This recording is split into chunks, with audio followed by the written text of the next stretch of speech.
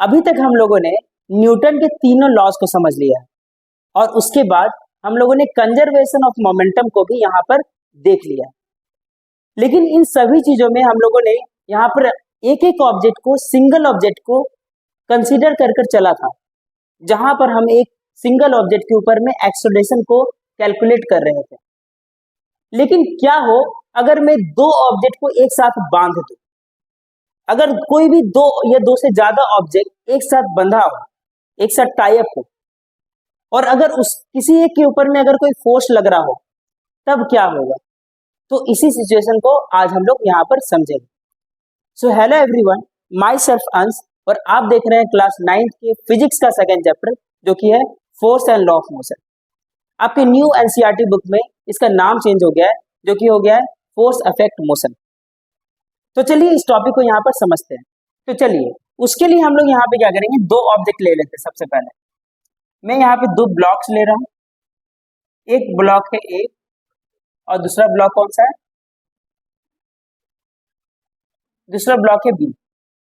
ये मैंने दो ब्लॉक लिया और दोनों को मैंने क्या किया, टाई अप कर दिया, दोनों को मैंने बांध दिया।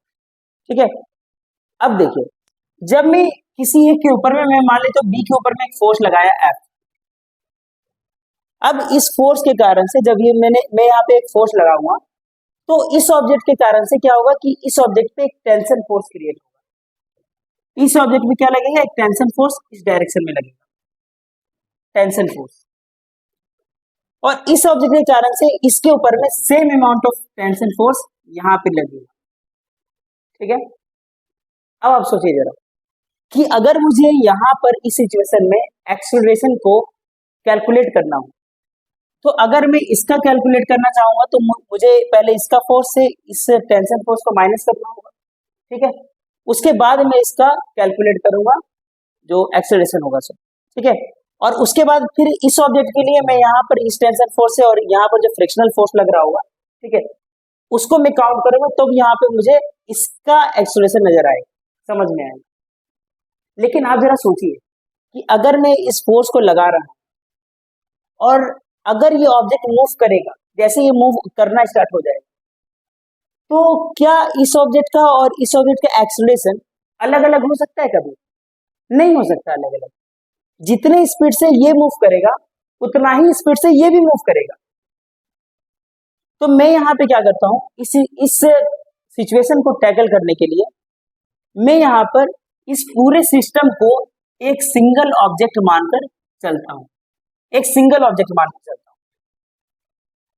अब देखिए इस सिचुएशन में क्या हो रहा था, पहले क्या हो रहा था कि यहाँ दो तरह के फोर्सेस अप्लाई हो रहे थे। एक फोर्स था जिसको हम लोग बोलते थे एक्सटर्नल फोर्स, और एक फोर्स था जिसको हम लोग बोलते हैं इंटरनल फोर्स। तो मैं यहाँ पे क्या कर रहा हूँ कि जो इंटरनल फोर्स है, जितने भी इंटरनल फोर्सेस अगर होंगे, इंटरनल फोर्स, मैं इसे क्या करूंगा, नेग्लेक्ट कर दूंगा, मैं इसे कंसीडर करूंगा ही नहीं। मैं सिर्फ कंसीडर क्या करूंगा, सिर्फ एक्सटर्नल फोर्स को करूंगा, एक्सटर्नल फोर्स को यहाँ पे कंसीडर करूंगा, और तब उसके बाद में यहाँ पर कैलकुलेट करूंगा इसका एक्सेलरेशन। ओके, अब आप देखिए यहाँ पे कि अगर ये दोनों सिस्टम को मैं एक मानकर चलता हूँ और इसका मास जो है ये m1 है और इसका मास क्या है, ये है आपका m2, तो टोटल मास यहाँ पे कितना हो जाएगा, टोटल मास यहाँ पे हो जाएगा m1 प्लस m2, और फोर्स यहाँ पे कितना दिया हुआ है, F दिया हुआ है। तो F इक्वल टू क्या होता है, ये होता है मास इनटू एक्सेलरेशन होता है। तो टोटल मास यहाँ पे कितना है, m1 प्लस m2 है, और एक्सेलरेशन कितना है यहाँ पे, a है। तो इससे मैं यहाँ पर एक्सेलरेशन निकाल सकता हूँ, a is equal to F by m1 plus m2। तो इस फॉर्मूले से मैं आराम से एक्सेलरेशन यहाँ पे निकाल पाऊँ। अब ये चीज हर जगह अप्लाई होता है। अगर मान लो कि एक ऑब्जेक्ट जो है, मैं एक छोटा सा बना रहा हूँ यहाँ पे, कि अगर मान लो कि एक ऑब्जेक्ट जो है एक दूसरा ऑब्जेक्ट जो है, दोनों टाई अप करके एक जगह पे रखा हुआ है, यहाँ पे किसी सरफेस पे रखा हुआ है, तो इनके बीच में जो ग्रेविटेशनल फोर्स लग रहा होगा वो कितने का होगा। तो देखिए इसका m1 अगर मास है, इसका m2 मास है, तो टोटल जो ग्रेविटेशनल फोर्स इसके ऊपर लग रहा होगा इन ऑब्जेक्ट्स के ऊपर में, वो कितना होगा, m1 प्लस m2 इंटू जी। और जितना ग्रेविटेशनल फोर्स इसके नीचे की तरफ लग रहा होगा उतना ही नॉर्मल फोर्स ऊपर की तरफ भी लग रहा होगा। मतलब कि जो नॉर्मल फोर्स होगा वो किसके बराबर होगा आपका m1 प्लस m2 इंटू जी के बराबर होगा।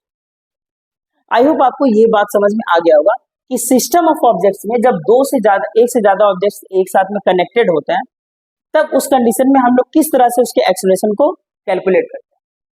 यहाँ जो एक्सेलरेशन लग रहा है वो दोनों ऑब्जेक्ट में या फिर दो से ज्यादा भी ऑब्जेक्ट रहते हैं उन सब में same amount of acceleration create होता है क्योंकि सब एक दूसरे से अटैच्ड हैं। इस कारण से अगर अटैच नहीं रहते तब सब में एक्सेलरेशन अलग अलग क्रिएट होता है, लेकिन क्योंकि ये अटैच्ड है तो इनमें एक ही अमाउंट ऑफ एक्सेलरेशन क्रिएट होगा और यही फॉर्मूले से हम लोग उसको कैलकुलेट कर पाएंगे। तो आई होप ये छोटा सा टॉपिक आपको समझ में आ गया होगा। आज की वीडियो में इतना ही था। अब हम लोग बात करेंगे कुछ न्यूमेरिकल क्वेश्चंस की और उसको देखेंगे, तभी आपको ये सारे कॉन्सेप्ट जो भी आप लोग इस चैप्टर में पढ़े हैं उनका एक प्रैक्टिकल एक अंडरस्टैंडिंग आपको हो जाएगा। तो अगली वीडियो में हम लोग देखेंगे न्यूमेरिकल क्वेश्चंस को। इस वीडियो में इतना ही था, मिलते हैं नेक्स्ट वीडियो में, तब तक के लिए थैंक यू वेरी मच।